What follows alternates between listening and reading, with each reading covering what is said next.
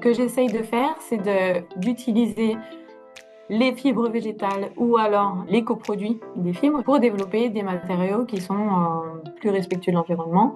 Ce sur quoi j'ai travaillé depuis que je suis là en Slovénie, des composites polymères renforcés par des fibres de chanvre. Donc là, jusqu'à présent, j'ai travaillé beaucoup avec les fibres de chanvre et je me suis un peu ouverte aux matrices aussi cimentaires. Ton béton, il est très bon en compression, mais il n'est pas bon du tout en tension. Donc, dès que tu as une petite contrainte en tension, bah, il fait un gros crack. Donc, l'idée d'utiliser des textiles fait que tu peux faire des couches béton autour qui sont beaucoup plus fines. Du coup, ton béton, il va être renforcé, mais il va pouvoir être aussi beaucoup plus fin.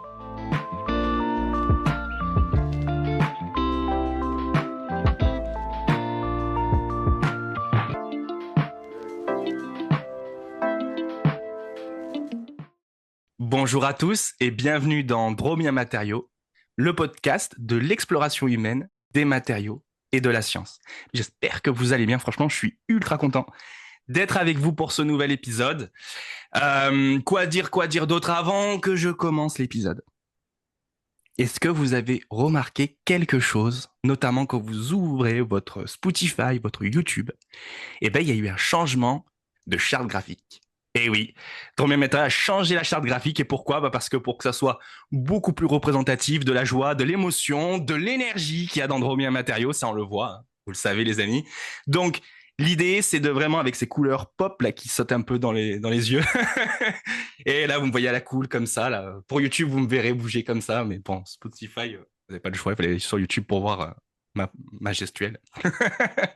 Dans tous les cas, voilà, j'espère que le nouveau visuel vous plaît. Et franchement, laissez-moi ça en commentaire pour me dire si oui ou non ça vous convient. Bah, sans transition, je vais vous présenter un nouveau profil, effectivement, Dromia Matériaux, vous le savez, que l'objectif, c'est de lier une communauté matériaux francophone partout dans le monde. Et pour cela, le nouveau profil que je vous présente, sans transition, je me tourne vers elle et je vais lui dire bonjour Laetitia, comment vas-tu aujourd'hui? Bonjour Mike. Déjà, merci beaucoup pour ton invitation. Euh, comme tu le sais, je suis un Ouais, petit peu stressée ce matin par notre ouais. podcast, mais ça va le faire et je suis très contente d'être là au final pour parler de matériaux avec toi. Ça me fait super plaisir de pouvoir en fait t'interviewer dans Dromé Matériaux, comprendre un peu ton expérience, voir aussi ta plus-value scientifique, ton retour, enfin tout ce qui te constitue. Donc ça c'est super sympa. Et ben écoute, je t'invite à à me dire qui tu es, Laetitia, d'où tu viens, où tu vis, ce que tu fais et tout et tout. Ok. Je m'appelle Laetitia, j'ai 39 ans, je suis originaire de région parisienne et en fait après j'ai pas mal bougé. Du coup j'ai fait mes études d'abord en région parisienne jusqu'au bac S et ensuite j'ai fait une prépa à Paris. Et après, je suis partie à Toulouse, à l'ENSIA 7, et pour étudier plus précisément les matériaux. Et ensuite, je suis allée en Bretagne pour faire une thèse à l'Université de Bretagne Sud.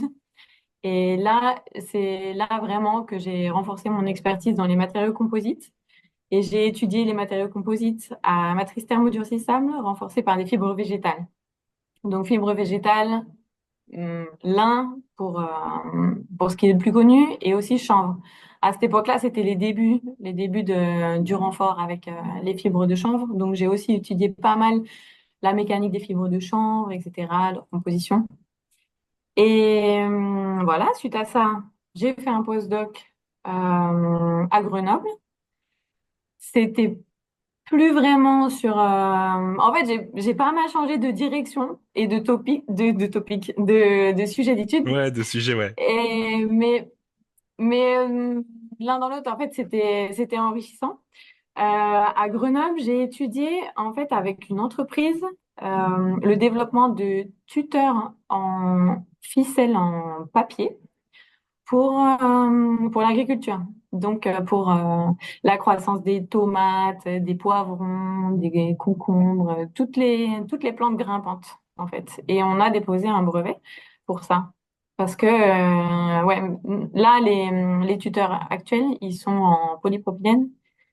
Et en fait, tu as les plantes qui grimpent et qui s'enroulent autour des tuteurs. Et ensuite, c'est impossible de les recycler.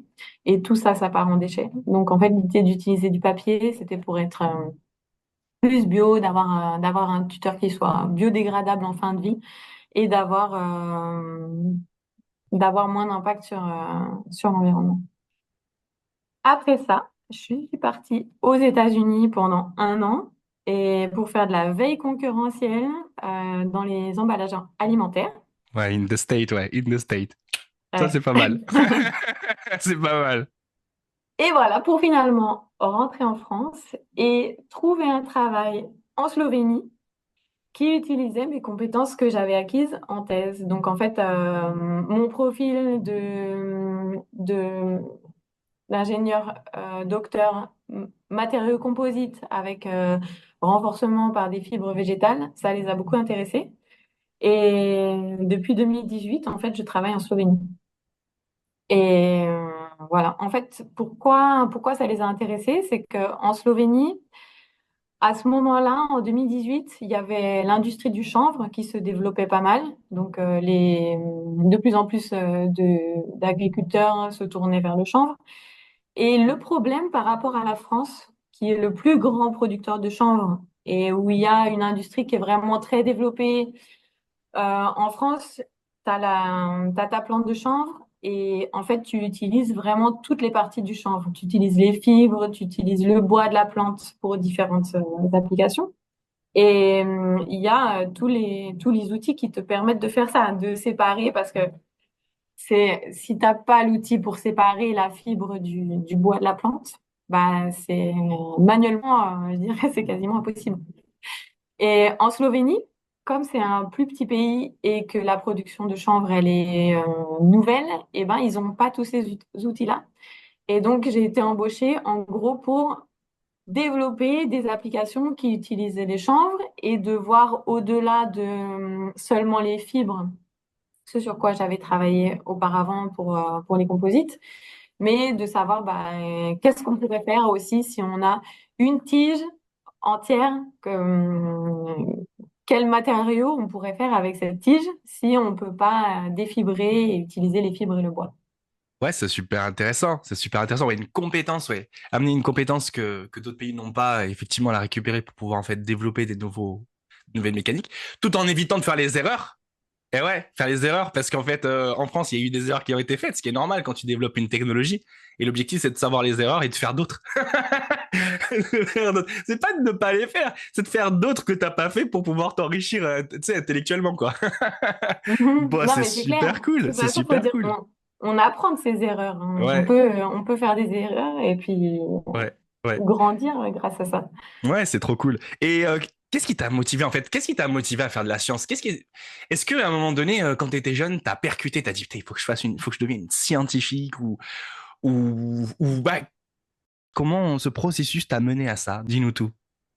Je crois qu'en fait, j'ai toujours aimé les matières scientifiques, les maths, la physique, plus tard la chimie, parce que au lycée, enfin, oui, au lycée, on commence à apprendre la chimie, mais ça vient assez tard. Je pense qu'au collège, on n'a pas cette matière-là.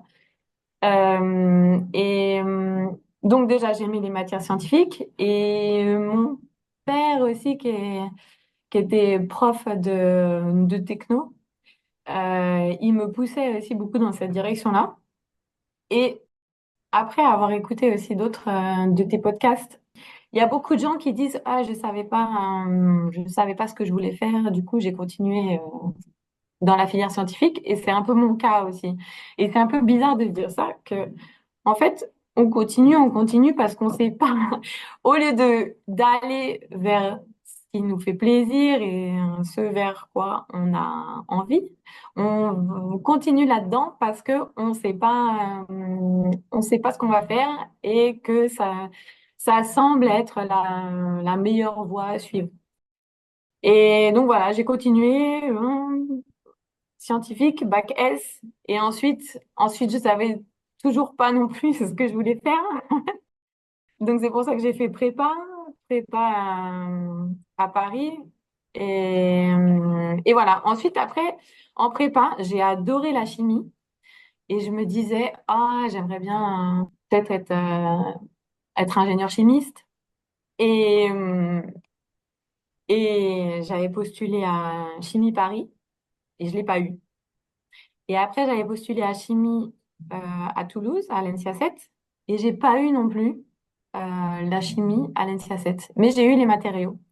Et au final, même si au début, sur le coup, ça m'a semblé comme un échec de pas avoir Chimie Paris et après de pas avoir Chimie Toulouse, au final, maintenant, j'en suis très contente de pas l'avoir eu et d'être tombée plutôt dans les matériaux. Parce que après, en discutant avec les personnes du département chimie à l'ENSIA 7, eux, ils faisaient mais vraiment que de la chimie, mais tout le temps, tout le temps, tout le temps, tous les jours. Tous les jours de la chimie, être au labo, faire des TP. Et moi, j'aime bien aussi la variété. Donc, le département matériaux, il y avait un petit peu de physique, un petit peu de chimie, de voir différents aspects, chimie organique, inorganique, etc. Bah, ça me semblait au final plus attirant que d'avoir fait quelque chose 100% chimie. C'est clair. Bah, la chimie des matériaux, la physique des matériaux, c'est ce qui est juste incroyable, c'est la notion de relation structure-propriété. Je suis un grand fan de la structure-propriété. D'ailleurs, j'ai fait un coucou au professeur Christophe Doraille. Coucou Christophe. Effectivement, la chimie, la physique, la relation structure-propriété, c'est la vie. C'est la vie, c'est la vie. Dédicace à toi, franchement. Non, sincèrement, tu sais, moi j'avais fait un parcours chimie. Enfin, chaque fois, je le répète dans les podcasts, mais j'avais fait un parcours chimie. Moi, tu sais, de base, tu sais, moi, j'ai fait un STL et après, du coup, je suis arrivé, j'ai fait une prépa. J'ai pas eu le concours. Du coup, je suis parti en DUT. Je fais un DUT chimie. Après, j'ai fait une licence de physique chimie. Et après, tu vois, je suis arrivé. Finalement, moi, j'aimais toujours rester entre deux, tu vois. J'ai jamais fait trop de chimie ou trop de physique. J'ai toujours voulu rester au milieu. Mhm. Par souci peut-être aussi de d'avoir toutes les compétences en fait. Tu vas te pas m'enfermer dans un canaux, je sais pas. C'est comme si on dit des chacals ou des chacos, c'est un peu le même principe. Et du coup, tu vois, finalement, arriver aux matériaux, ce qui est assez sympa, les matériaux, c'est que tu vois, c'est vraiment une grosse thématique en fait. Tu vas parler en fait de chimie, c'est ta structure, tu vas parler de propriété, c'est ta physique, et après tu vas même parler de biologie, où tu es plus dans l'interprétation, dans la définition de mécanismes pour pouvoir en fait comprendre le vivant et nommer le vivant. Hein, parce que nommer quelque chose, c'est le pouvoir. Hein, écrire, c'est le pouvoir. Les mots, c'est le pouvoir. Donc vraiment cette mécanique-là. Et, euh, et ouais, et en fait, ce qui est vachement bien avec les matériaux, et c'est vraiment cette notion, tu sais, d'interagir avec la matière au même espace-temps, tu vois, avec elle, tu vois, au même niveau. Parce qu'un ballon, non, en fait, un ballon, quand tu vois ton ballon de chimie, désolé les chimistes, je vous aime, hein, je vous aime, mes chers chimistes, mais moi, voir un ballon toute la journée, c'est pas possible. De temps en temps, il change de couleur, ouais, de temps en temps, ouais. Mais voilà, quoi. Bon, bah écoute, Ouais. c'est super cool. C'est super cool. C'est bien d'avoir cette vision, de savoir en fait qu'est-ce qui t'a motivé à aller faire de la science et tout ça, tout ça. Et, euh, et en fait, bah écoute, c'est top. Moi, je te propose de rentrer en vif du sujet par rapport à ta thématique. Et bah écoute, dis-nous tout un peu plus sur sur la Slovénie, c'est ça, si je dis pas de bêtises. Mhm. Et ben en fait, qu'est-ce que tu fais là-bas? Quel est ton poste? Quelles sont tes actions que tu mènes? Et après, j'ai plein d'autres questions pour toi. Allez. Ok, ok. Alors, la Slovénie, déjà pour situer un petit peu pour les Français qui ne sauraient pas où c'est entre l'Italie et la Croatie. C'est un très joli petit pays, très varié. Il y a un petit bout de côte et puis il y a beaucoup de forêts. Donc, c'est assez sauvage, c'est cool. Moi, j'ai pas vraiment une thématique ciblée sur laquelle je travaille tout le temps. Ce que j'essaye de faire, c'est d'utiliser les fibres végétales ou alors les autres, l'éco-produit des fibres, si je peux dire comme ça, pour développer des matériaux qui sont plus respectueux de l'environnement et donc qui auraient moins d'impact. Donc, concrètement, ce sur quoi j'ai travaillé depuis que je suis là en Slovénie, comme ce que j'ai fait pendant ma thèse, donc des composites polymères renforcés par des fibres de chanvre. Donc là, jusqu'à présent, j'ai travaillé beaucoup avec les fibres de chanvre. Après, dans les composites renforcés par des fibres de chanvre et de lin, etc., il y a aussi beaucoup de variétés parce que tu as les fibres longues, tu as les fibres courtes, ça dépend de l'application que tu vas viser. Et pour chaque application, bah, il y a des challenges à faire face. Ça dépend aussi de la matrice polymère que tu vas utiliser, si tu utilises un thermodure, si tu utilises un thermoplastique, la compatibilité entre les fibres et la matrice, etc. Donc, chaque, euh, vraiment, chaque aspect est important. Et je me suis un peu ouverte par rapport au sol matrice plastique, aux matrices aussi cimentaires. Donc, j'ai aussi regardé le bénéfice d'ajouter des tissus de Mhm, lin, par exemple, mhm. dans des matrices cimentaires et étudier la rupture, par exemple, d'un béton qui est renforcé par des fibres. D'accord. J'allais te dire ça, en Euh, fait. J'allais te poser la ouais. question matrice cimentaire, en fait. Donc, du coup, c'est des bétons ou c'est des géopolymères? Type, en fait, des polymères d'aluminosilicate ou c'est vraiment que des bétons? Dans mon cas, c'était surtout des bétons. Ouais, D'accord, ok, c'est super surtout cool des ça. bétons. Et Et ouais, renforcé en lin et en chanvre. ouais, En fibre continue, bien sûr, non? Ou en en tissu? fibre. Alors, en fait, donc là, le béton que tu as, classiquement, il est renforcé par des grosses tiges d'acier, enfin, Ouais, métalliques, tout à fait, disons. tout à fait. Ouais, ouais, Ouais. c'est un composite classique. Ouais, c'est matrice céramique avec un renfort métallique, quoi. Trié soudé ou fibre continue, si on peut dire fibre continue, des gros tors d'une certaine diamètre, effectivement, pour faire tes pré-contraints ou tes trucs comme ça. Ouais, tout à fait, Ouais, ouais. voilà. Précontraint. Pourquoi? Parce que ton béton, il est très bon en compression, mais il n'est pas bon du tout en tension. Donc, dès que tu as une petite contrainte en tension, bah, il fait un gros crack.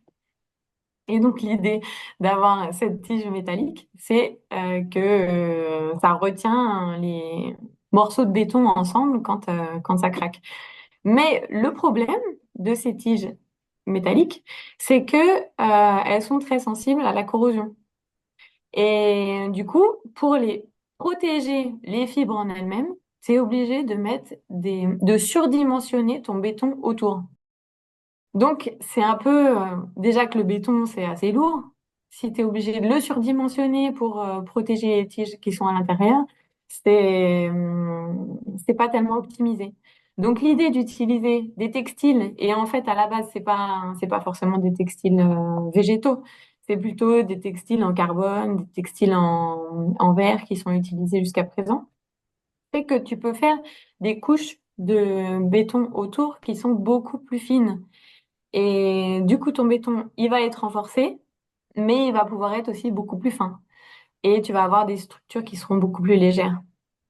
D'accord, parce que j'ai te parler de béton cellulaire, tu sais, donc avec des charges qui permettent de rendre le béton plus léger, parce que ce sont des charges qui sont vides, hein. Peut-être des billes de plastique, hein, hop, hop, hop, dedans, ou alors s'ils sont pas formulés, des piles de polymère thermoplastique, ou bref, qui sont, qui sont dedans. Moi, ça, c'était une idée. Mais là, j'ai du mal à m'imaginer.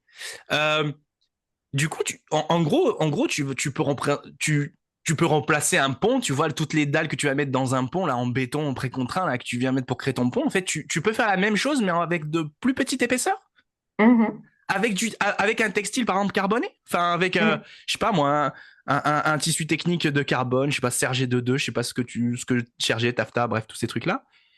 Ah ouais, ça Ouais. sera super fin. Mais en multicouche ou en multicouche ou en genre En multicouche, alors nous, avec le lin, on avait essayé, oui, avec plusieurs couches de lin, en fait. Et genre, tu mets Plusieurs une couches couche de de lin. lin, tu mets le béton, une couche de lin, le béton, ou alors tu mets tout dans un endroit, c'est que tu sépares et après tu viens injecter ton Je béton. pense Comment qu'il ça y se a, passe? dans l'existant, je sais pas exactement ce qui existe déjà et ce qui Ouais. est fait industriellement. Mais ce qui est hyper important aussi, c'est d'avoir une bonne liaison entre ce renfort et le béton. Donc, le problème déjà qu'on avait vu en étudiant ce matériau-là, c'est que si t'as pas d'ouverture, en fait, minimum dans le tissu, et que t'as pas un passage de la matrice à travers les fibres du tissu, c'est difficile de garantir une adhésion suffisante pour qu'il n'y ait pas comment on appelle ça? Ouais, une désolidarisation. Ça se Voilà, désolidarise. Pop. ouais. Ok. Mm. Incroyable. Donc, Incroyable. ce qui est idéal, c'est plutôt d'utiliser une sorte de grille ou un tissu, mais avec des ouvertures qui sont assez importantes. Et pour moi, oui, pour moi, enfin, c'est ce qui remplacera, ce sera le matériau de demain pour les technologies cimentaires en général. Et ça permettra, oui, de faire beaucoup d'économies de matériaux Ouais. et d'économies de gaz à effet de serre. Ouais, je comprends. Mais c'est super intéressant. C'est Ouais. super intéressant. Ouais, moi, j'ai du mal à m'imaginer un treillis soudé, mais genre en lin, quoi. Un treillis soudé de lin. Enfin, c'est un treillis de lin, quoi.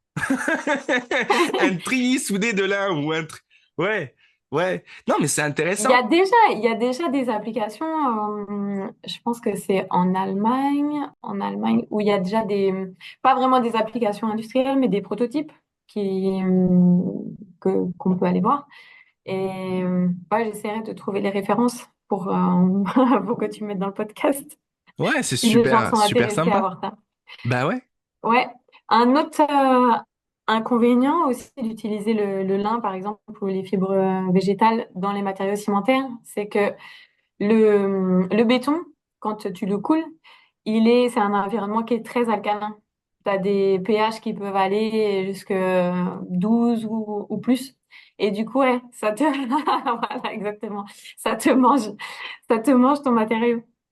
Et donc, là, il y a beaucoup d'études sur que faire, comment protéger les fibres en elles-mêmes qui vont être à l'intérieur, comment éviter qu'elles se détériorent dans le temps. Et tu as plusieurs aspects, donc soit tu peux mettre différents revêtements sur les fibres, ou alors tu peux changer ta façon de penser et penser comment je peux améliorer mon béton pour qu'il soit lui-même moins alcalin. Donc, il y a déjà des études sur comment substituer en fait certains composants euh, au lieu d'utiliser un ciment classique. On peut utiliser du métakaolin, par exemple, et là, ça diminue l'alcalinité de la matrice et ça peut partiellement résoudre le problème. Donc voilà, il y a beaucoup de recherches encore là-dessus, surtout sur la durabilité en fait des matériaux. C'est bien, ouais, ça a l'air super là, à un instant T, tu le fais, ça a des bonnes performances, mais comment est-ce que ça sera? Est-ce que dans le temps, ça va tenir? Est-ce que dans 50 ans, on peut encore se fier de ce pont qui est renforcé par des fibres de lin ou pas? Exactement, j'allais te poser la question de l'oxydation. Est-ce qu'il y a une mécanisme d'oxydation qui se passe sur le lin et que finalement ça dégrade les propriétés du lin? Ou alors est-ce que le fait qu'il est piégé dans une matrice ciment, enfin ciment en béton, le béton c'est de ciment et de l'eau, hein, si vous voulez. Et même, normalement, le béton, il y a des cailloux. C'est ce qui différencie du mortier. Le mortier, c'est du ciment et du sable et de l'eau. Et le béton, en fait, c'est du ciment, de l'eau et des cailloux et un peu de sable, un peu de constituant. Voilà. Donc, du coup, ouais, est-ce que finalement, vous avez pu étudier des phénomènes comme ça? Tiens, c'est une bonne question. Ça, elle me vient tout de suite, là.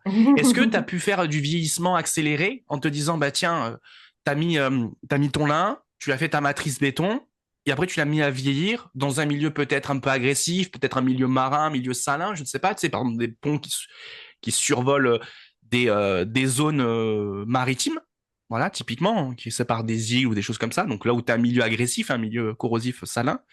Est-ce que vous avez étudié ça? Parce que finalement, il faut étudier les deux, il faut étudier aussi euh, l'impact de l'environnement sur la matrice, mais après, si ça rentre dans la matrice, comment ça influe aussi sur la fibre? Vous avez pu étudier ces choses-là ou pas du tout? Vous êtes encore trop en amont? Alors, je sais qu'il y a plein de labos qui étudient ces, ces questions-là. Personnellement, j'ai travaillé sur... il y a déjà des normes qui existent pour évaluer en fait la durabilité des matériaux en environnement alcalin. Et du coup, il y a une norme qui est assez agressive, on va dire, qui est de plonger tes renforts dans un environnement alcalin, à chaud, 40 degrés, pendant 60 jours. Et en fait, ouais. Donc, en fait, tu mesures la résistance de ton tissu ou de ton renfort, disons, de manière générale. Tu mesures la résistance avant et tu mesures son poids aussi. Après, tu le mets pendant 60 jours en environnement alcalin à chaud. Tu le ressors, tu le sèches et là, tu remesures et tu vois sa perte de performance mécanique et sa perte de masse. Donc, combien il a été mangé et s'il a beaucoup perdu ou pas. Et en fait, de façon surprenante, eh ben, j'ai pas vu tant de... Bon, il y avait une perte de entre 10 et 20%. Mais je m'attendais à beaucoup plus, en fait. Je m'attendais à ce que le lin, il soit complètement mangé par la solution. Et en fait, c'est pas ce qui est arrivé. Et en plus, j'ai fait les tests aussi avec des fibres de verre et j'ai eu quasiment le même résultat sur les fibres de verre. Donc, on peut se dire, ah ouais, c'est parce que c'est le lin, alors ça va être plus fragile. Mais non, nos fibres synthétiques, elles peuvent aussi être fragilisées par un environnement alcalin. C'est pas parce que c'est du verre et que ça a l'air hyper résistant que ça va résister à tout. Ouais, c'est super intéressant ça. C'est super intéressant. Bah après, effectivement, une fibre végétale, hein, c'est un polymère, hein, parce que c'est de la cellulose. Hein, c'est un des premiers polymères qui existent au monde, c'est la cellulose. Donc, Cellulose, hémicellulose et et ouais. hémicellulose, effectivement. Et que ces fibres-là, effectivement, c'est eux-mêmes un composite également, parce que d'un point de vue structurel, elles ont différentes orientations. Si je dis pas j'allais dire, si je dis pas de conneries, mais bon. Parce que je suis pas un spécialiste de la fibre naturelle, mais je vois qu'il y en a qui sont à 45 degrés. Je crois qu'il me semble qu'il y a un truc qui tourne autour d'une tige, enfin, pour le lin. Enfin, je suis pas un spécialiste, faut que je regarde. J'étudie plus le carbone. Mais ouais, mais je trouve qu'effectivement, super intéressant. Et effectivement, là, tu te démystifies quelque chose. Tu te dis, bah voilà, la fibre végétale, peut-être qu'elle est moins, moins résistante en milieu alcalin par rapport à une fibre minérale artificielle type la fibre de verre. Et, non, synthétique plutôt. Et, euh, et finalement, en fait, non. En fait, je trouve ça super, c'est super ça. C'est super, franchement. Ah bah écoute, trop cool, trop cool. Ce dont tu parlais, l'angle, je pense que tu parles de l'angle microfibrillaire. Ouais, C'est, c'est ouais. ça. Je me rappelais plus. L'encre microfibrillaire. Oh, oh. Je m'en souvenais plus. Exactement, c'est ça. Excusez-moi, les personnes qui travaillent dans le lin, excusez-moi. Comme quoi, il faut que je fasse passer quelqu'un aussi dans le lin, spécialiste juste du renfort pour rendre Non, bien mais matériaux. c'est déjà cool que tu connais cet angle microfibrillaire parce que c'est quand même assez caractéristique de la fibre de lin. Et Ouais, tout à fait. si tu l'as pas étudié en détail, c'est vrai que ça peut être assez un nouvel aspect, c'est que la cellulose dans les fibres végétales, elle a des parties qui sont amorphes et elle a des parties qui sont cristallines. Et les parois végétales, elles sont elles-mêmes décomposées en différentes sous-parois. Et tu as la paroi principale où il y a cette cellulose qui va être orientée selon un certain angle. Et en fait, cette orientation, elle est hyper importante pour savoir les propriétés mécaniques des fibres parce que ça va être le potentiel que va avoir la fibre à se réaligner quand, sous un test de traction. Donc en fait, tu tires ta fibre et cet angle hélicoïdal, il se réaligne, et ça, plus tu as un angle microfibrillaire qui est important et plus la fibre, elle va avoir une élongation importante. Donc, par exemple, ta fibre de coton, elle a un angle microfibrillaire qui est très grand. Et donc, elle s'allonge, mais elle s'allonge trop pour pouvoir être utilisée en fibre de renfort, du coup. Ouais, t'as pas ce rappel Et élastique, tu veux dire la sorte de rappel élastique qui fait qu'elle peut s'allonger et revenir à son état. C'est ça? il y a le rappel élastique, mais alors je sais pas à partir de quelle déformation il va arriver. Mais Ouais, je comprends. Je comprends. tu vas avoir une élongation vraiment très très importante avant que ça arrive. Ouais, je comprends. Et Ok, super. ce qui est pas tolérable, si je peux, si je peux dire comme ça, pour les matériaux composites où la déformation de la matrice, elle est seulement de quelques pourcents, de 3%. Hmm. Donc, il faut que la déformation de la fibre, elle soit à peu près du même ordre de grandeur par rapport à la déformation de la matrice. Ouais, ouais. Bon, bah ça va, c'est cool parce que c'est pas comme une matrice polymère, enfin une matrice céramique, enfin une matrice bien béton, quoi. C'est pas la même déformation qu'une matrice Ah polymère, donc oui, du oui, coup c'est oui, ok, là, je quoi. te parlais d'une matrice polymère, ouais. Ah, ok. Une matrice béton, ouais, T'as pas de problème. ça se déforme, mais quasiment pas. Ouais, c'est clair. Et du Ouais. coup, est-ce que je voulais préciser aussi, c'est que l'intérêt d'avoir les fibres végétales dans la matrice de béton, ça va être quand elle va se casser. Si par rapport à un pont, disons un pont qui s'effondre avec une rupture brutale, il va y avoir des projections de béton de partout. Donc, en plus de la chute du pont en lui-même, tu vas avoir des projections dangereuses dans tous les sens. Alors que si tu mets à l'intérieur des fibres, qu'elles soient sous forme de textile ou alors qu'elles soient dispersées dans la matrice, parce que c'est un autre moyen de renforcer la matrice, de disperser des fibres courtes dans la matrice, ces petites fibres, elles vont venir faire le lien entre différents petits morceaux de béton. Et en fait, ça va faire que quand le béton va se casser, eh ben, ça va se tenir, l'ensemble va se maintenir et il n'y aura pas de projection. Ouais, c'est super intéressant. C'est super intéressant. Mais par contre, là, moi, ça me vient une autre question. Tu vois, elle est pointue, ma question. Elle est pointue. Oh En là fait, là.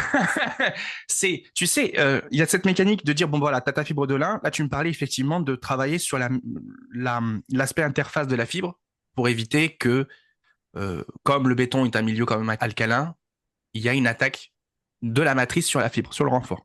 Mhm. Donc là, tu m'as évoqué effectivement deux choses. Soit on modifie la nature de la matrice, soit on met un revêtement à la fibre. Donc, je pars du principe qu'effectivement, le revêtement que tu vas mettre, du coup, quel type? Est-ce que c'est un revêtement avec un polymère naturel ou... Alors, quand je dis naturel, je parle de biosourcé, mais pas forcément que biosourcé. Je parle de toute la notion de biodégradabilité, tout ça, hein, derrière. Et comparé à finalement à une matrice plastique, où là, je mets la notion derrière plastique, toute la notion de grande résistance, du coup, ne se dégrade pas, du coup, devient polluant dans l'eau, parce que ça émet des microparticules, tout comme ça. Du coup, ma question, c'est effectivement dans le même procédé, est-ce que c'est des choses que vous avez regardées? Parce que demain, imaginons que tu fais un pont comme ça, il pète, ben en fait, il pète, tu pètes, tes renforts, tout ça, tout tombe dans l'eau. Ben, en fait, si t'avais un revêtement plastique sur tes fibres, ben, en fait, tu crées aussi tes sources de pollution plastique encore également, tu vois. Mhm. Tu Mhm. vois ce que je veux dire? Mais Ouais, après, ouais, ouais. c'est minime, hein. Enfin, c'est minime. On sait très bien que l'application des ponts, enfin, la plus grosse source de déchets plastiques au monde, c'est le textile et l'emballage.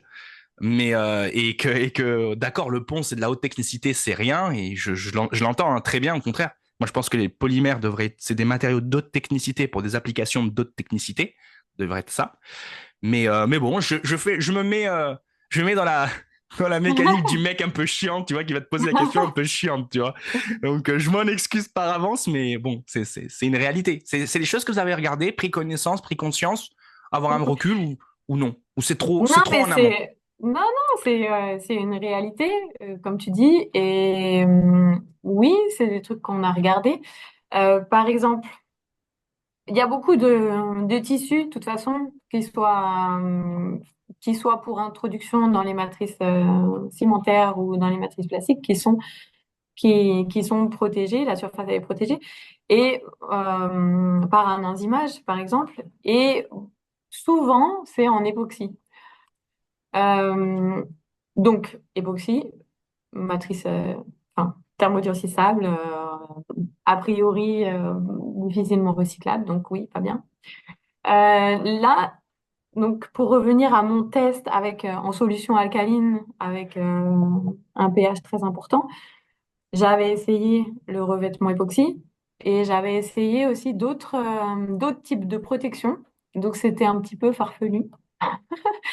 Et là, j'ai plus trop le mot en tête, mais c'était avec hum, des algues en gros. Ok. Je sais plus comment j'avais trouvé ça. Je crois que j'avais trouvé une publi où tu avais, parce que même, donc ça n'a rien à voir, mais par exemple les fruits quand tu les as sur les étalages au supermarché, beaucoup ont eux-mêmes une protection, une couche protective qui va permettre de limiter leur oxydation et qui va faire qu'ils restent beaux pendant le plus longtemps possible. Et en particulier sur les pommes. Et sur les pommes, tu avais ce petit film qui était dessus. Et après avoir lu cette publi, à chaque fois que je touche une pomme, T'achètes plus de pommes. des... Mais si, j'achète encore des pommes malheureusement, mais je trouve qu'elles sont un peu grasses, enfin qu'il y a vraiment, je le sens, qu'il y a quelque chose dessus. Et d'où l'importance de la laver avant de la manger. Mais c'est quand même des films qui sont mangeables, enfin que tu vas pas t'empoisonner si tu les manges.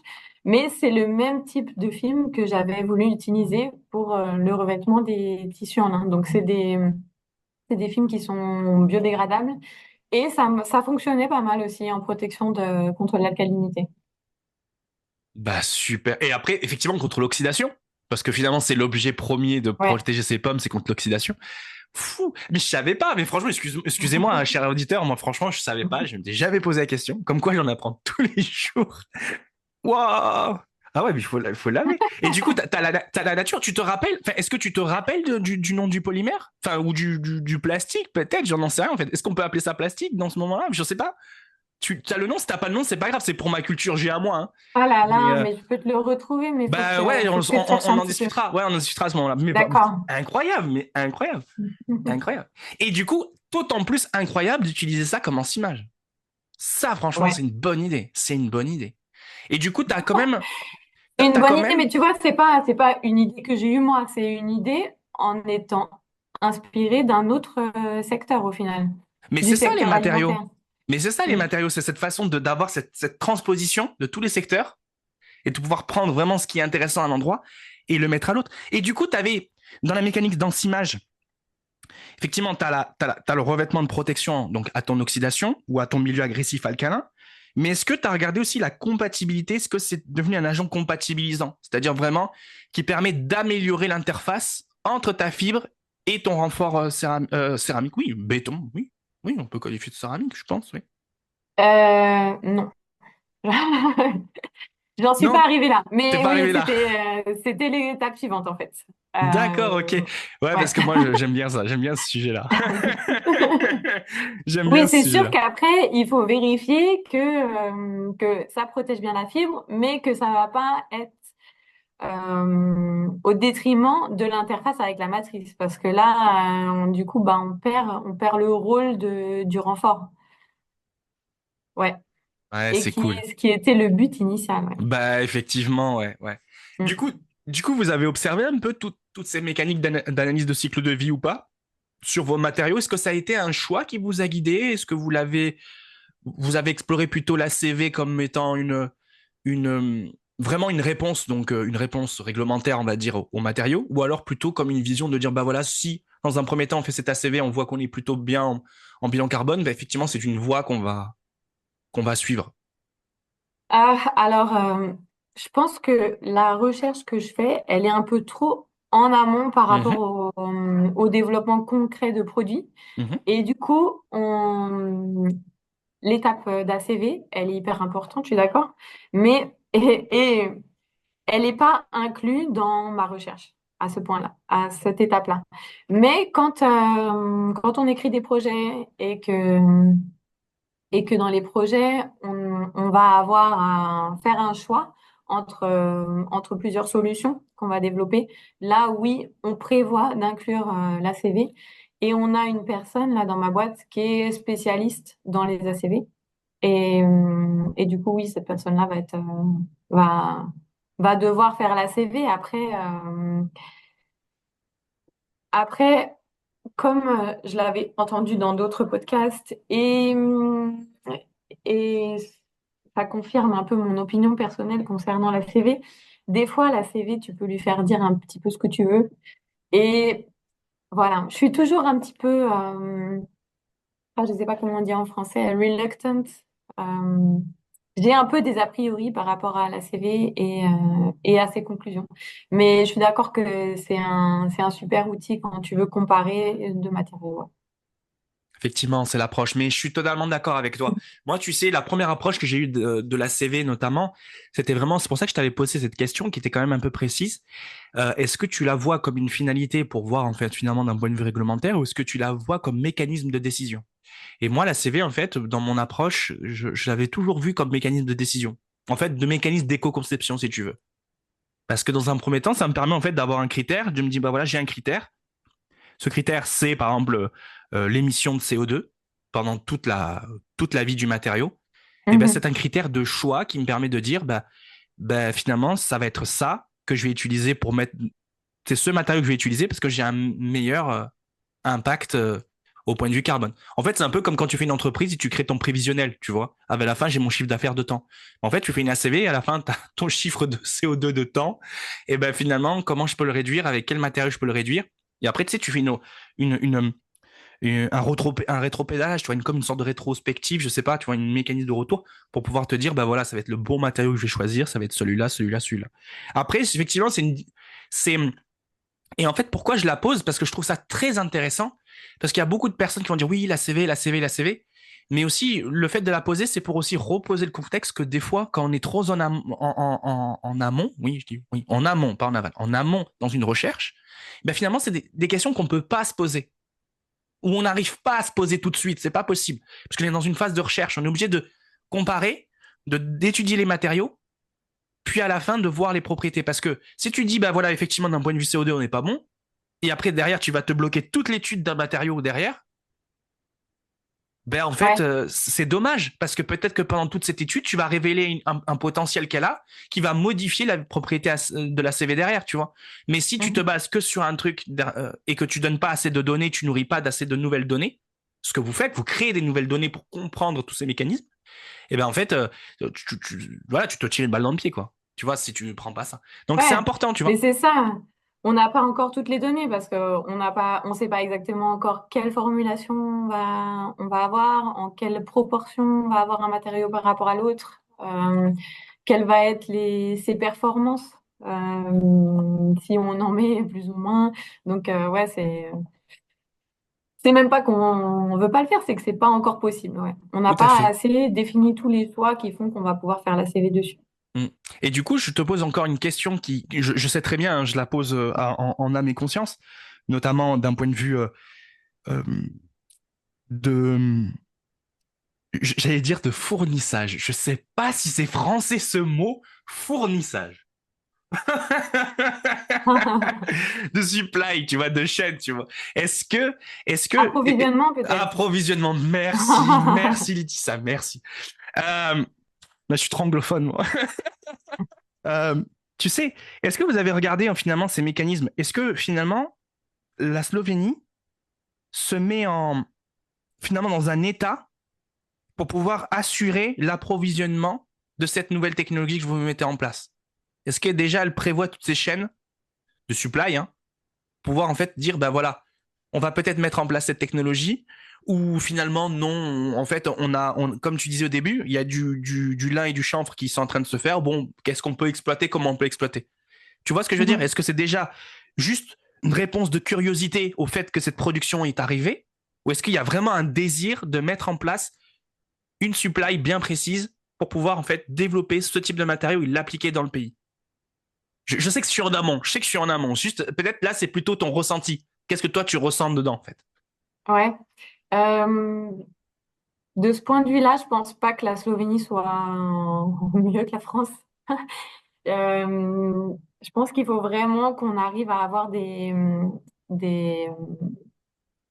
preuves, si je peux dire des preuves que ça va marcher, qu'il va y avoir un profit derrière pour que le pays investisse dans ce sens-là. Ouais. Et sans, sans des preuves concrètes, eh ben, ça marche pas. Même par exemple, pour ce chanvre, cette production de chanvre, la production, elle a augmenté, mais néanmoins, il n'y a pas eu l'investissement dans le matériel destiné à le défibrer et à permettre son exploitation optimale de fibres et de chaînes-votes. Et c'est dommage parce que du coup, là, en fait, en Slovénie, pourquoi on produit le chanvre? C'est pour faire du cannabidiol, pour application médicinale, en fait. Ils utilisent les graines et ils utilisent les fleurs qu'ils récoltent et dans lesquelles ils extraient le cannabidiol, donc le CBD. Et, Ouais, ok, je comprends. et tout le reste de la tige, c'est un déchet pour eux. Donc, soit ils le récoltent, ils en font de la paille, ils se donnent aux animaux, ou alors ça reste sur le champ.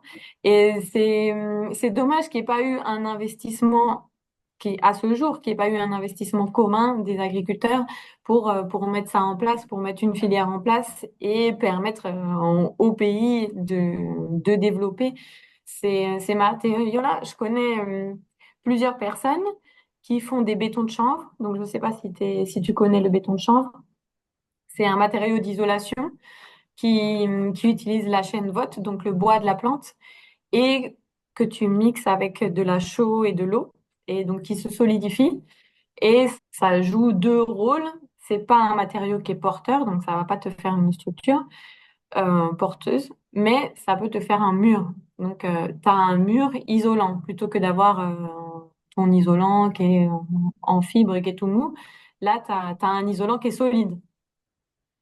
Et, euh, et au lieu d'utiliser de la chaîne vote qui vient de Slovénie, ils sont obligés d'importer de France ou d'Autriche, par exemple. Donc, c'est quand même dommage.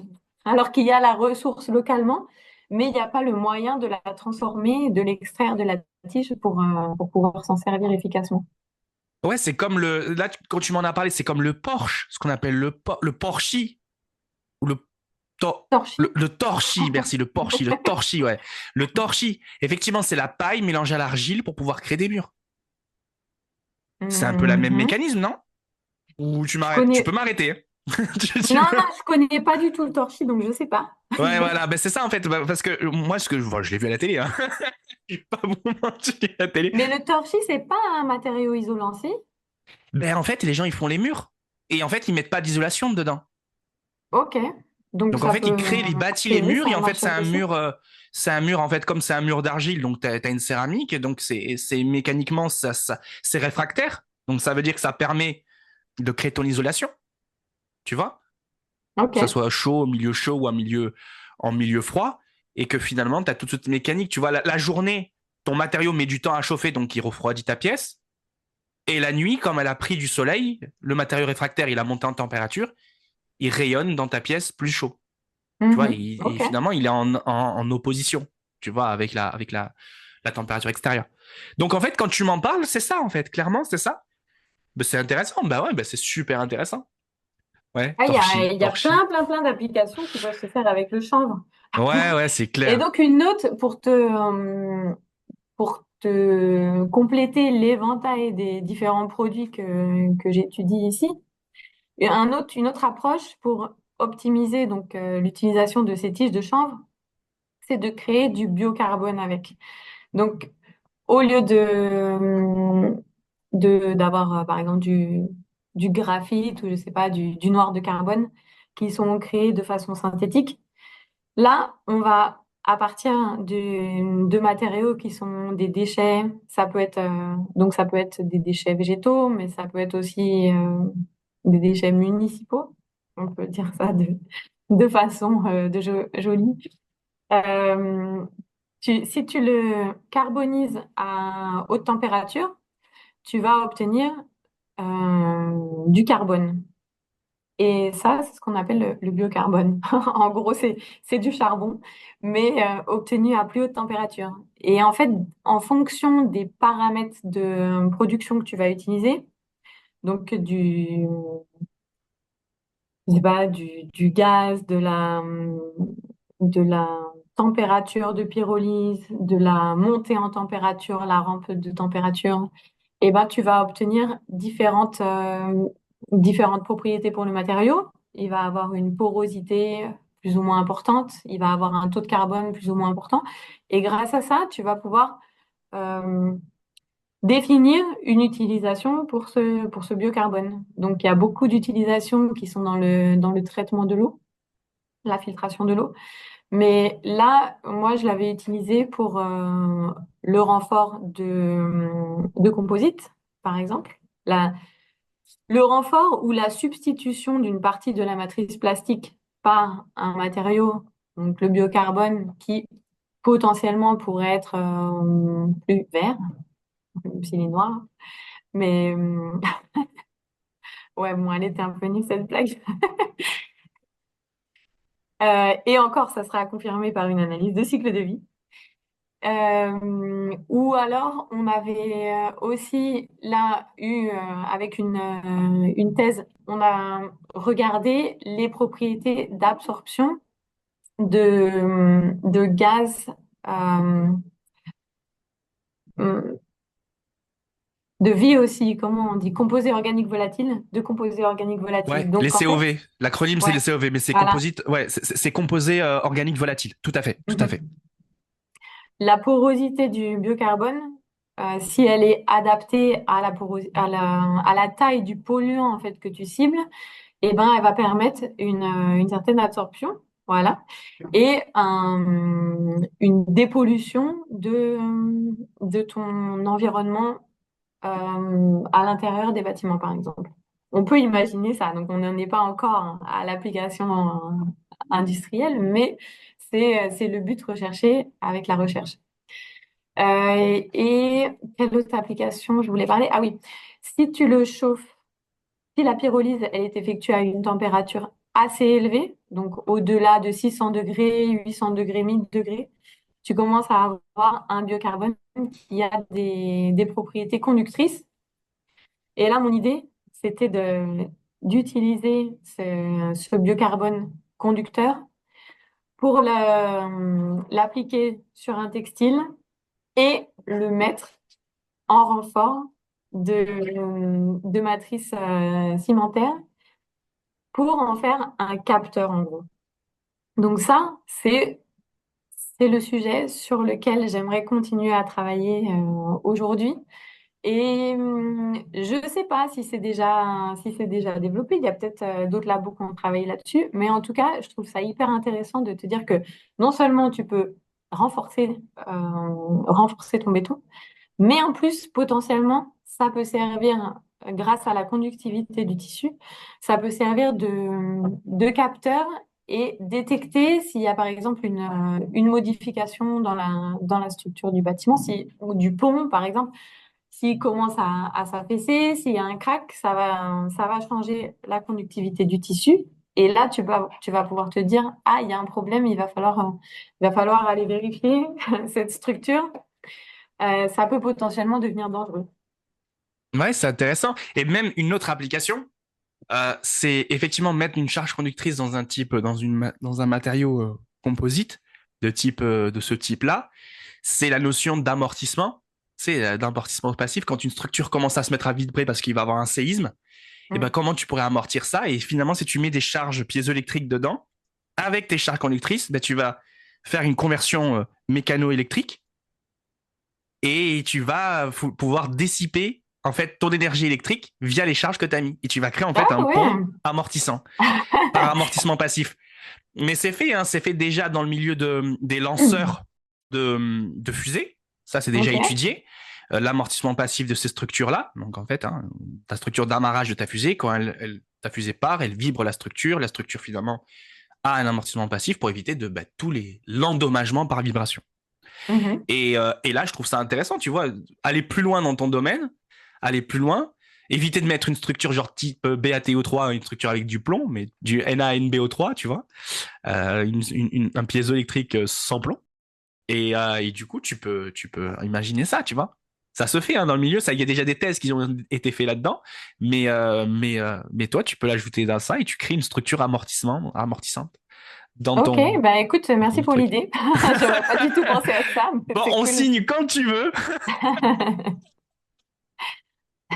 mais ouais, c'est super intéressant. Mais il y a trop de trucs intéressants. C'est ça qui est la force des composites. Mais après, tu vois, où on peut venir nous chercher, c'est que en faisant des matériaux composites, donc où on associe beaucoup plus de propriétés, la difficulté qui va arriver derrière, c'est le recyclage de ce matériau. Qu'est-ce qu'on va en faire à la fin? Comment on va le recycler? Sachant que toujours l'antise du recyclage, c'est le polymatériau. C'est l'antise du recyclage, le polymatériau. Mhm, mhm. Donc l'idée, c'est de savoir finalement, si tu veux être ultra bien positionné dans le recyclage, tu dis, ben, en fait, je vais faire ce que je fais, mais avec un seul monomatériau. Ouais. Et en fait, la vraie plus-value en termes d'innovation, elle va être là.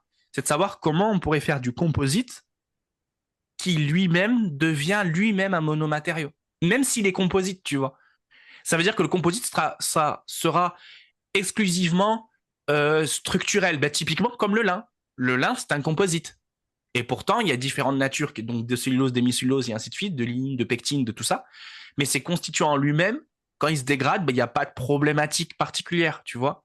Donc, comment on pourrait envisager un matériau de construction, ou un matériau notamment pour répondre à ce besoin, mais qui n'a pas de difficulté derrière dans, dans sa recyclabilité, tu vois. Mhm. Mais typiquement, tu vas me dire, mais Mike, mais effectivement, dans mon type d'application, ben moi, si je dois recycler mon béton, ben je brûle tout ça. Enfin, oui, tu peux très bien envisager de broyer, de brûler, d'enlever finalement ton lin avec en le brûlant et de récupérer que ta matrice céramique enfin ta matrice béton, et puis après refaire en fait un broyage pour faire du damage pour les routes ou pour le réinjecter dans un nouveau béton, pour remplacer le sable ou des choses comme ça, tu vois.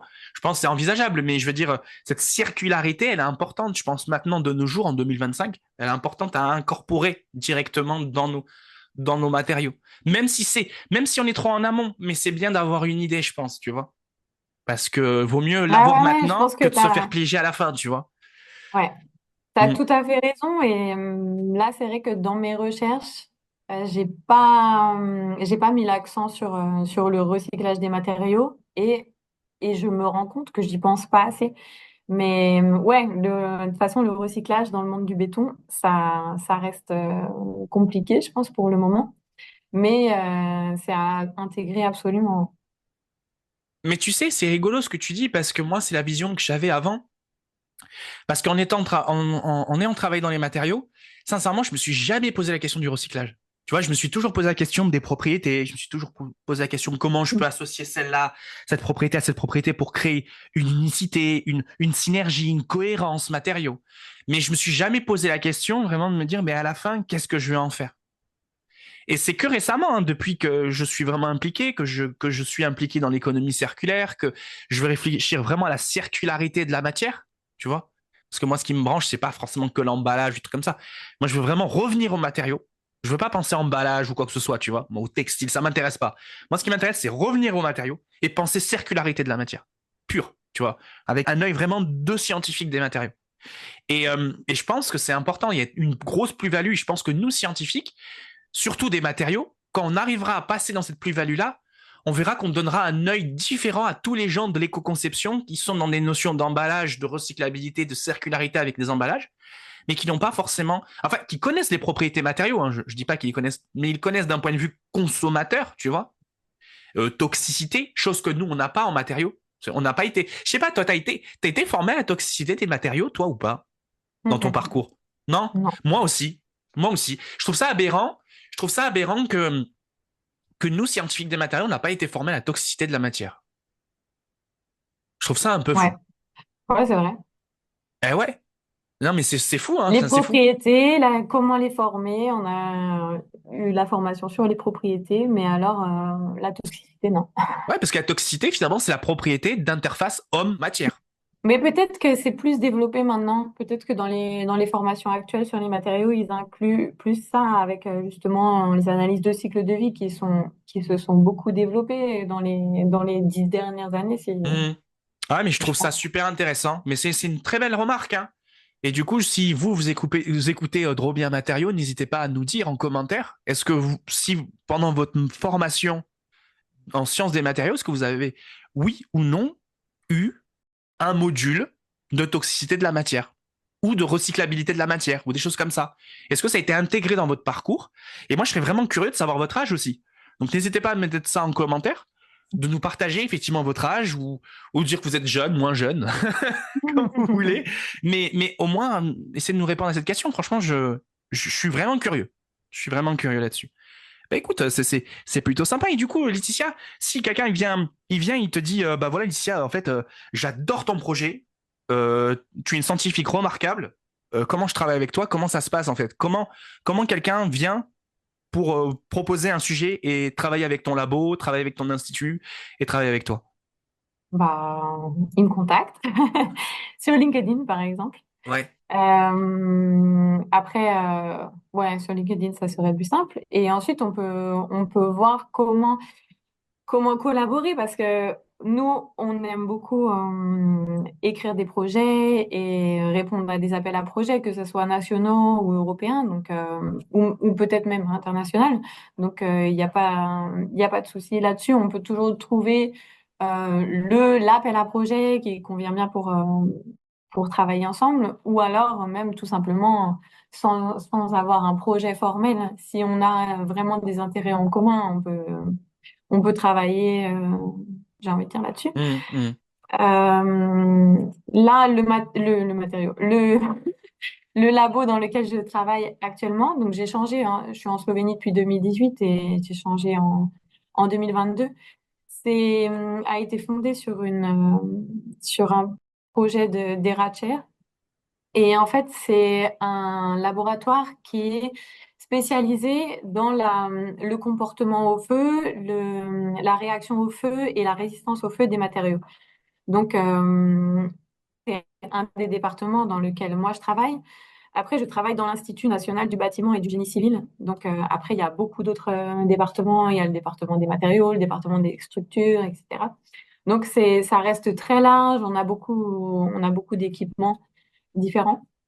Et on couvre beaucoup de thématiques de recherche. Donc, il y a la mienne, mais aussi, ça reste ouvert à d'autres thématiques, que ça soit dans les végétaux, les matériaux biosourcés ou pas du tout biosourcés. Les matériaux qui touchent au bâtiment en général, ils sont pas forcément biosourcés.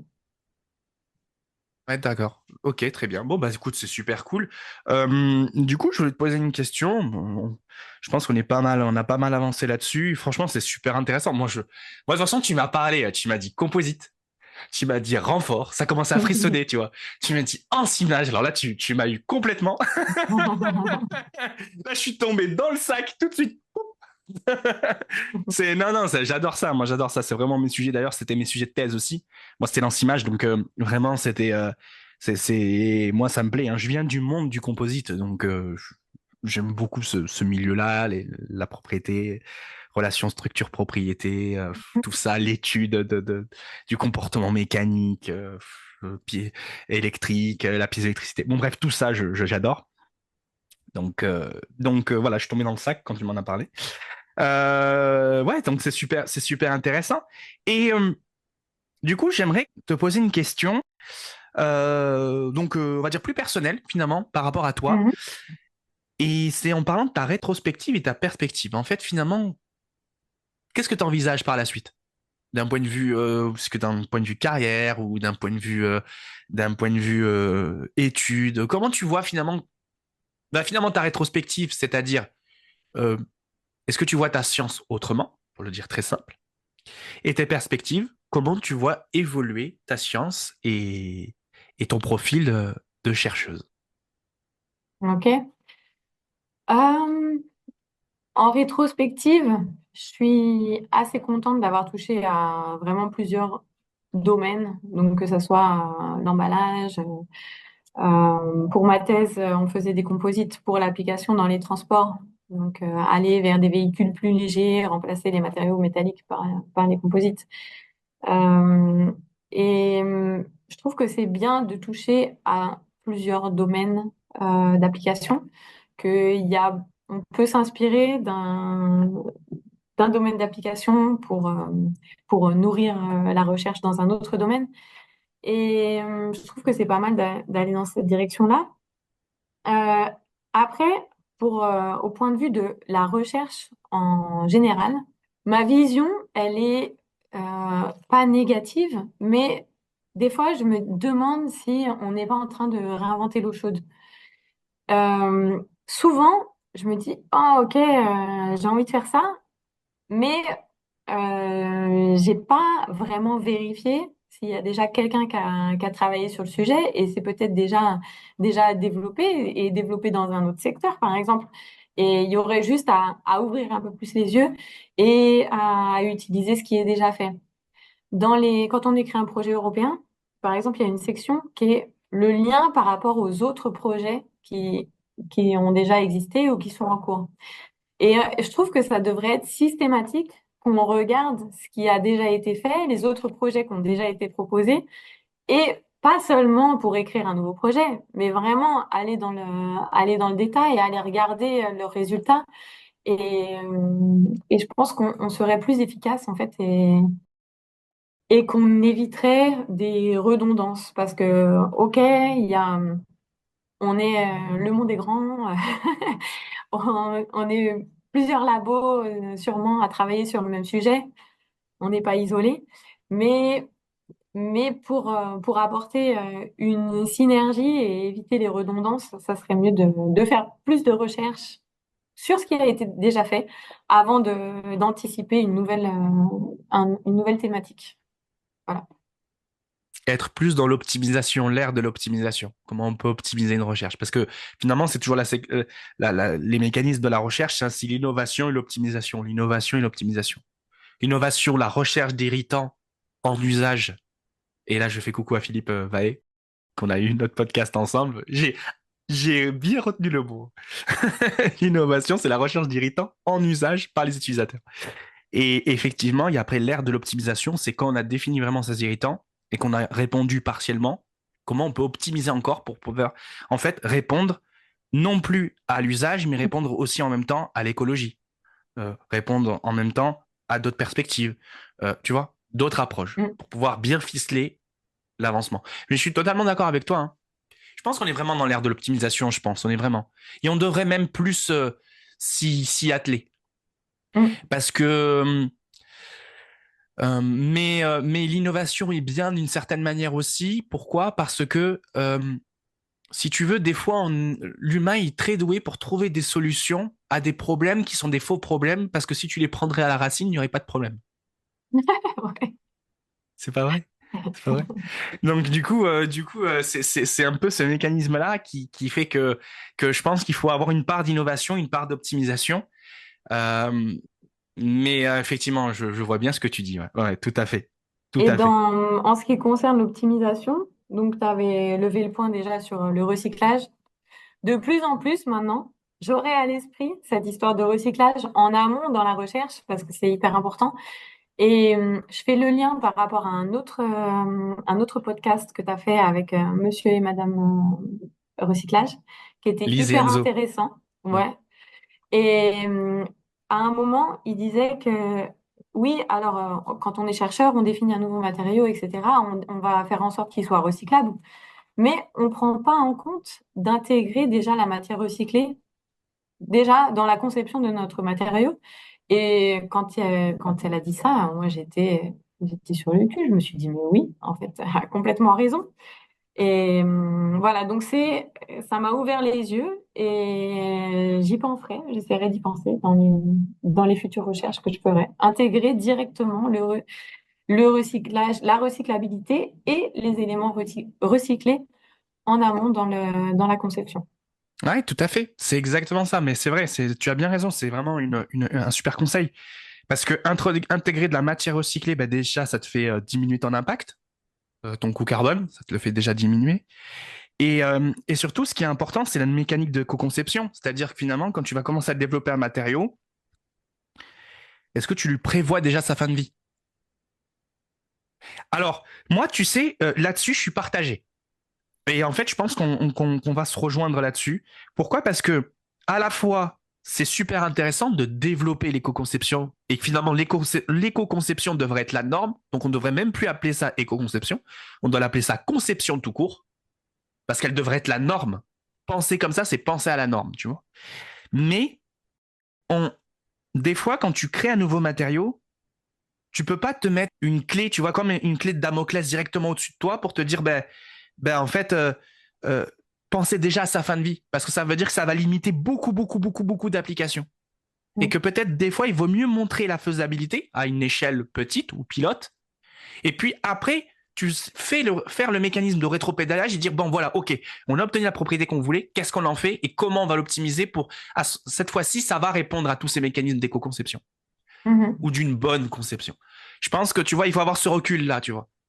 C'est vrai. Parce que sinon, on n'innove pas, en fait. Si on fait ça, on n'innove pas. On est plus dans l'optimisation que l'innovation. Donc, le but, c'est d'avoir vraiment un bon compromis entre l'innovation et l'optimisation et être beaucoup plus responsable. Et effectivement, dit qu'on a mis en place un projet, on a mis en place un matériau à l'échelle théorique, on va dire ça comme ça, il y a l'échelle laboratoire et pilote, bah, à ce moment-là, effectivement, commencer à intégrer tous ces mécanismes de matière recyclée, la recyclabilité de fin, comment on peut en faire, ou est-ce qu'on a vraiment besoin de ce matériau? Parce que tu vois, le meilleur déchet, c'est celui-là qu'on ne crée pas. Donc Mm. finalement, est-ce qu'on en a besoin réellement ou pas? Tu vas poser toutes ces questions, tu vois. Mais pour moi, ça n'empêche pas que développer des matériaux étagères, ça a quand même du sens. De gagner en data, tu vois, et avoir plus de données, ça a du sens, tu vois. Pour moi, tu vois, c'est deux mondes différents. Tu vois, le monde matériaux laboratoire et le monde matériaux à grande échelle. Tu vois. Ouais, voilà, donc voilà, je sais pas si t'es d'accord avec moi, mais Si, si, si, si, si, complètement. bon, super, super. Laetitia, ça aurait des conseils à donner. Allez, on va aller de là, franco. Est-ce que tu as des conseils pour les jeunes, les moins jeunes, les plus expérimentés, les moins expérimentés? As-tu des conseils? Dis-nous tout.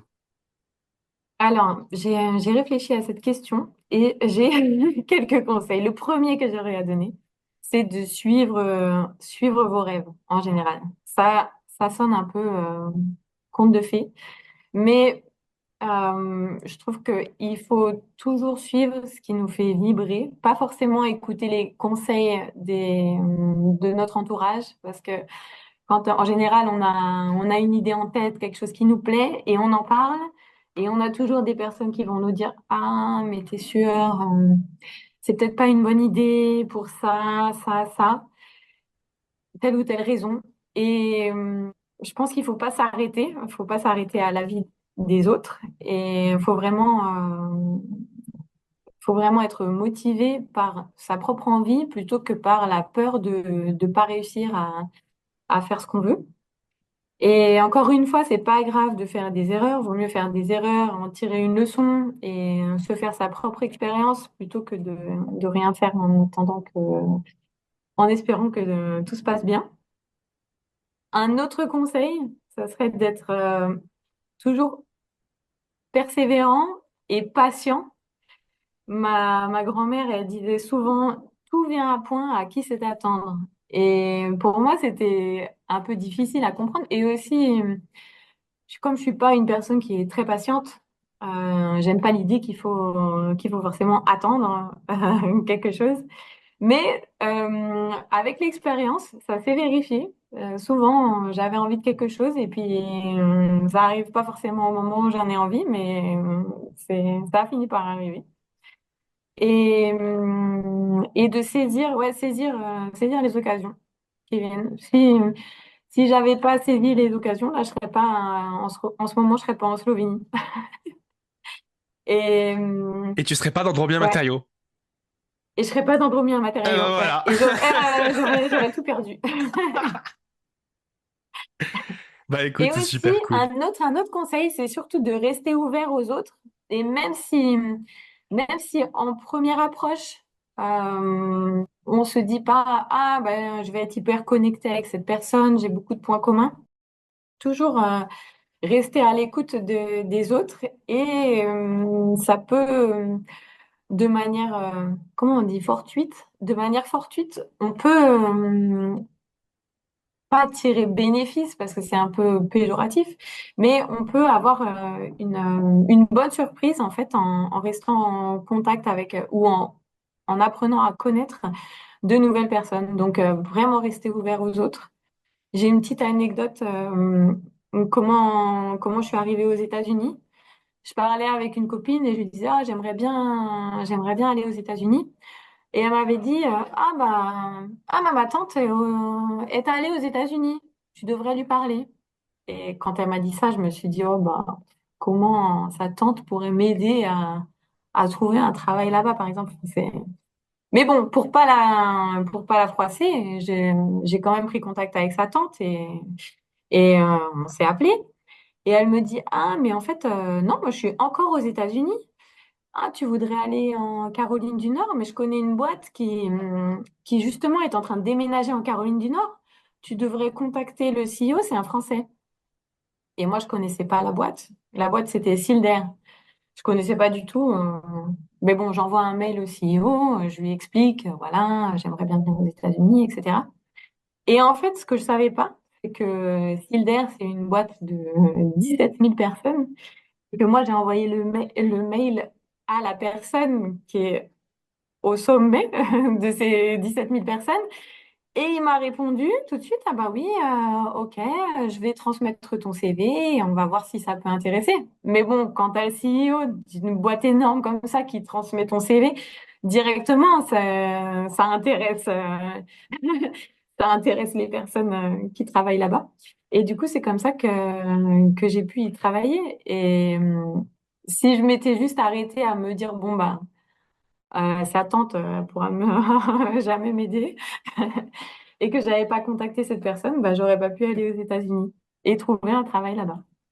Incroyable histoire. Bah, comme quoi, créer des synergies, les amis. Créer des synergies, Ouais. garder le contact, garder le lien et entretenir le Mm, lien. mm. C'est super important. Ouais. D'ailleurs, c'est la genèse de Drôme un matériau, c'est ça, c'est de créer le lien, garder le contact et, euh, et voilà, et d'avancer tous ensemble. Je sais pas quoi d'autre que ça, finalement. Bon, écoute, c'est super cool. Laetitia, si on doit te... Alors, tu l'avais déjà dit, mais je le repose la question. Si on doit te contacter ou te suivre, sur quel réseau social es-tu la plus active? Alors pour ce qui est professionnel, je dirais LinkedIn. Je suis pas forcément hyper active.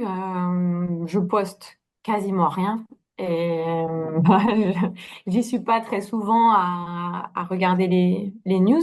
Mais si on me contacte dessus, je vais recevoir un email et tout de suite je vais répondre. Il n'y a pas de souci.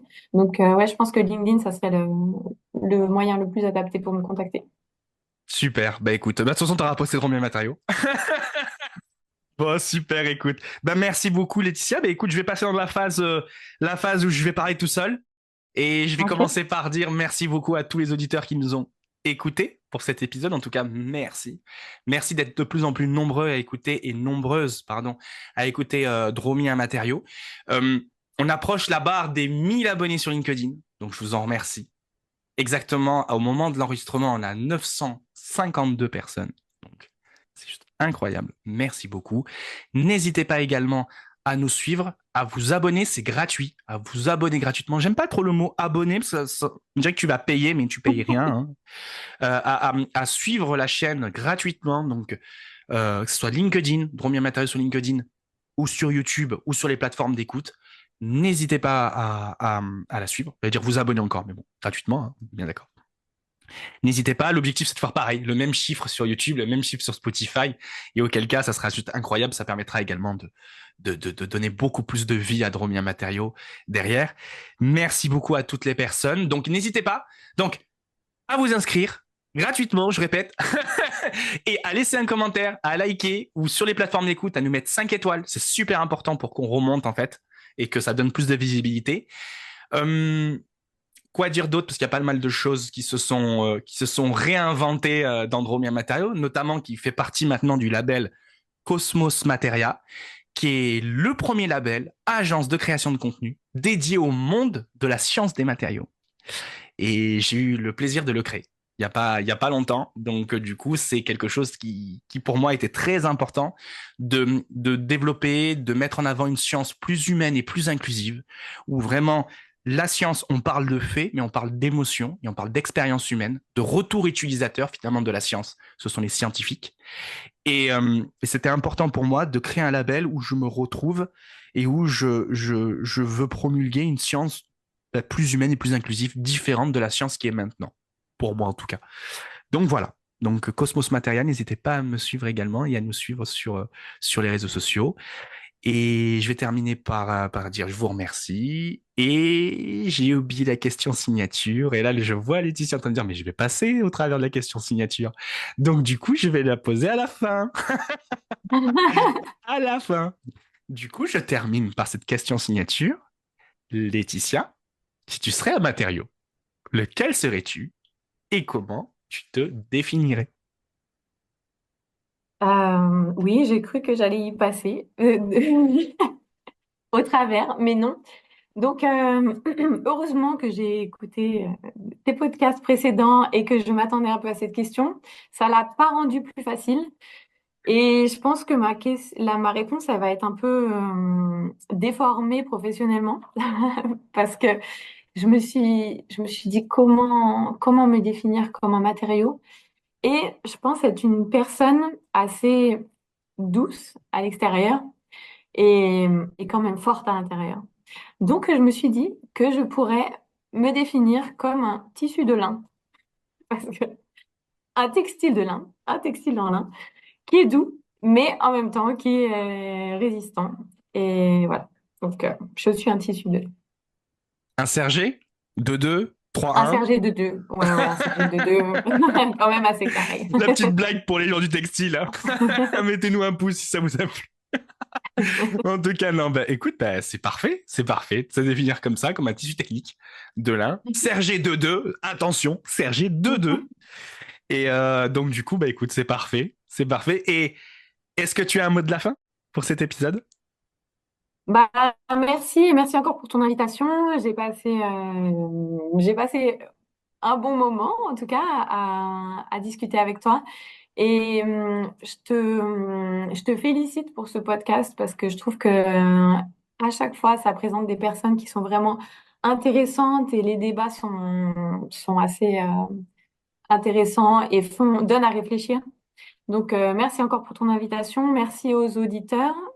J'espère que vous allez aussi prendre du plaisir à nous écouter. Et voilà, n'hésitez pas à me contacter pour travailler ensemble ou même pour discuter si vous voulez. Je suis ouverte à toute discussion et collaboration. Donc voilà, merci. Eh bien, merci beaucoup, Laetitia. Bah, je vous remercie, chers auditeurs, et merci beaucoup d'avoir regardé cet nouvel épisode ou écouté ce nouvel épisode de Drôme Bien Matériaux, bah, votre podcast qui est une exploration humaine de la science et des matériaux. Allez, à très vite. Salut.